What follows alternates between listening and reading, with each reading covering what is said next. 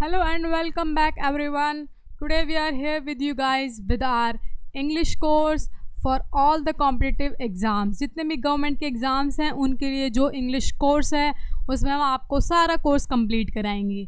इसमें हम अपना जो प्रीवियस ईयर्स हैं उनको हमने ब्रेक डाउन किया है, सारे क्वेश्चंस इकट्ठे किए हैं and then we have make you study all these topics. इसमें हम CDS, CGL, CPO, CHSL इन सारे एग्ज़ाम्स को फोकस करने वाले हैं. चलिए देखते हैं हमारी जो ये सीरीज़ है. This will be for the synonyms. Synonyms क्या होते हैं? जो भी सिमिलर वर्ड्स होते हैं उसका हम आज सेट नंबर 3 करने वाले हैं. हमारा सेट नंबर 3 मतलब हम पहले 24 क्वेश्चंस अपने हर सेट में करते आए हैं और हमारा जो मंत्र है वो भी यही है, 1 word for each 24 hours of a day, कि हर घंटे में आपको एक वर्ड याद करना है सिर्फ, and then you can learn 24 words in 1 day, 1 single day. Okay, चलिए स्टार्ट करते हैं. हमारा फर्स्ट वर्ड हमारा है सल्वेशन. सल्वेशन होता है मुक्ति, किसी भी चीज़ से तुम्हें फ्री करना, रेस्क्यू. इसका हमारा सिनोनिम हो जाएगा जैसे Bible speaks of our salvation in suffering, कि हमारे जो सफरिंग्स हो रही हैं उनसे हमें कैसे मुक्ति मिल सकती है, उस चीज़ के बारे में बाइबल हमें बताती है. चलिए सेकंड वर्ड देखते हैं. सेकंड वर्ड हमारा है पेस्टर. पेस्टर होता है सताना, है किसी को गुस्सा दिलाना, सताना, वो हमारा होता है. ठीक है, इसका जो सिनोनिम हो जाएगा that will be what? Annoy. My sis pester me for chocolates, कि मुझे हमेशा सताते रहते, तंग करते थे कि मेरे लिए चॉकलेट्स लेके आओ, कभी ये लेके आओ, तो उसको हम क्या बोल सकते हैं? पेस्टर करती है वो. ठीक है. थर्ड वर्ड हमारा क्या हो गया? थर्ड वर्ड हमारा हो गया कंटेम्पचुअस. कंटेम्पचुअस होता है किसी की डिसरिस्पेक्टफुल करना, डिसडेनफुल करना, इज्जत नहीं करना. ठीक है.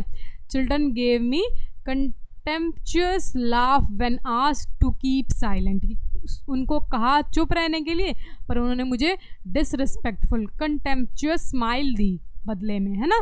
करते हैं ना ऐसे छोटे बच्चे. चलिए फोर्थ वर्ड हम देखते हैं. फोर्थ वर्ड हमारा है कॉन्शियस. कॉन्शियस होता है कि ध्यान में रखना कोई भी, जिसको किसी चीज़ का ज्ञान हो.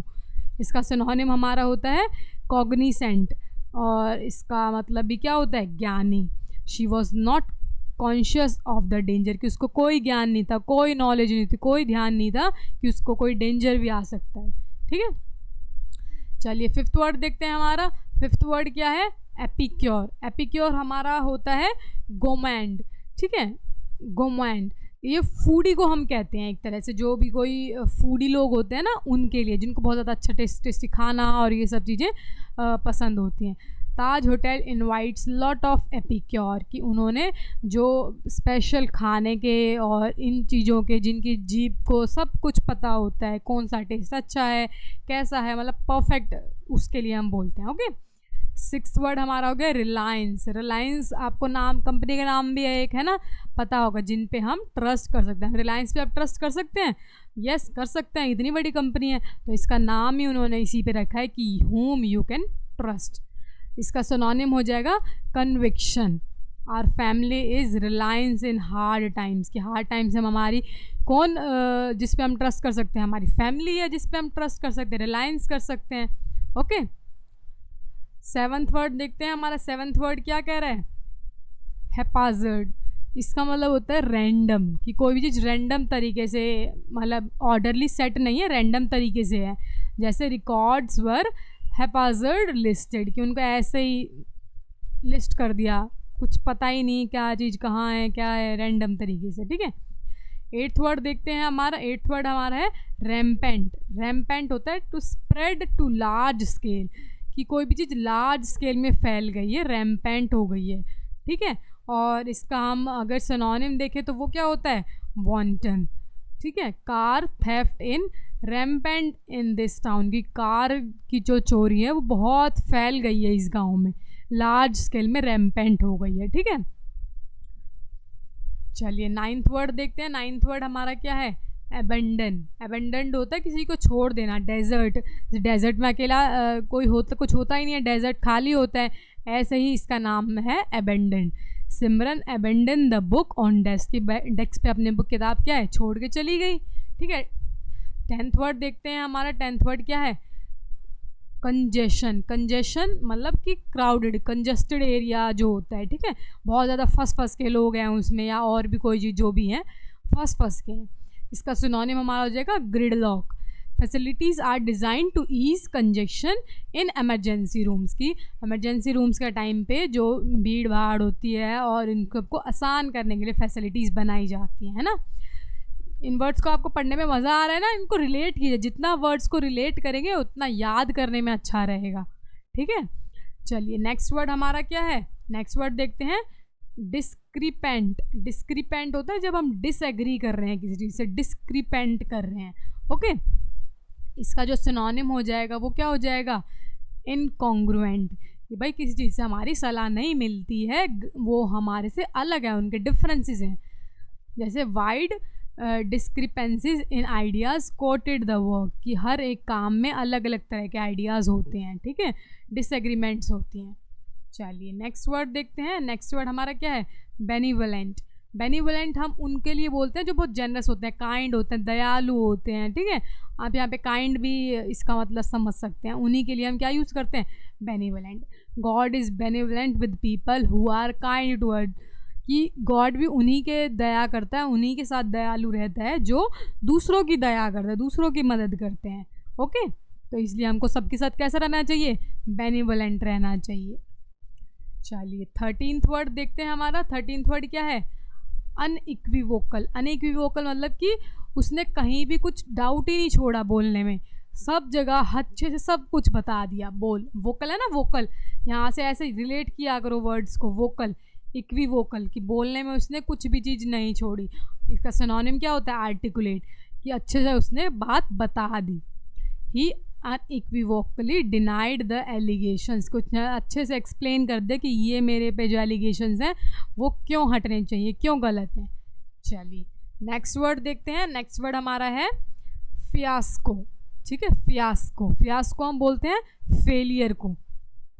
एफ से याद कर लो, एफ इसमें, एफ इसमें, ठीक है।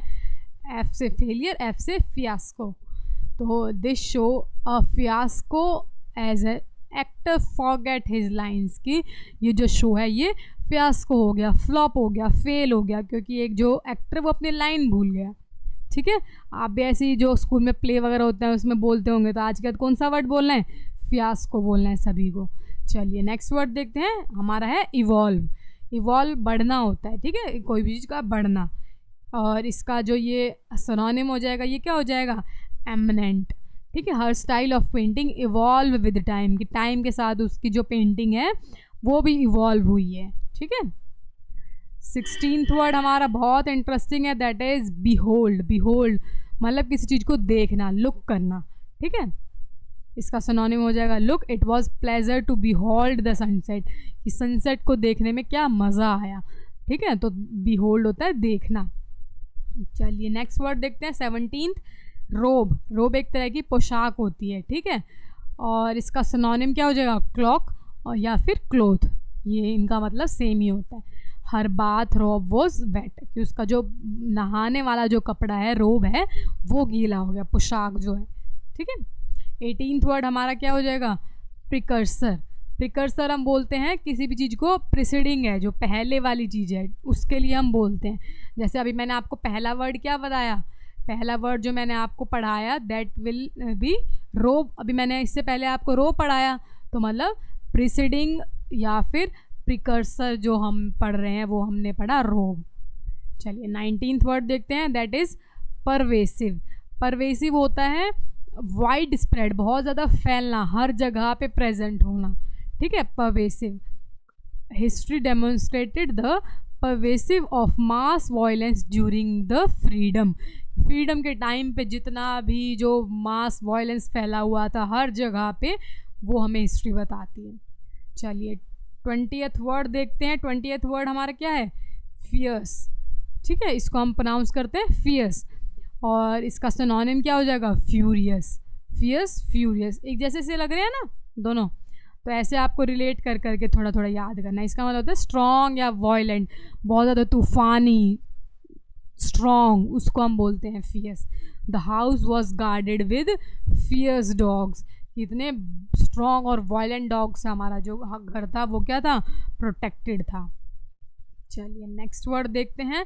21st वर्ड हमारा है हैरोइंग। हैरोइंग हम कब बोलते हैं, जैसे कोई भी चीज़ अपसेट, दुखी है या गंदी कर दी है, बैड कर दिया, उसके लिए हम बोलते हैं हैरोइंग।